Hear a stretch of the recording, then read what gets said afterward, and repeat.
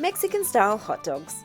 Make these fuss-free hot dogs with thin beef barbecue sausages, special burger slaw kit, hot dog rolls, Mexican sauce, and shredded tasty cheese.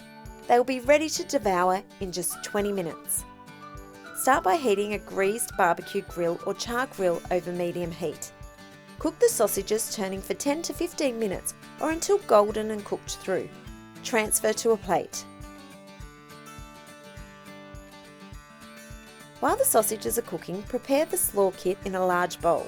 Then split the hot dog rolls down the centre with a large serrated knife. Make sure you don't cut all the way through. To serve, fill the rolls with the slaw mixture and the sausages. Drizzle over some Mexican sauce and finish with a sprinkle of cheese. This tasty twist on a classic hot dog is a great way to feed your family. For the full recipe, see the description below. For more 5-ingredient dinners, head to our What's for Dinner playlist here.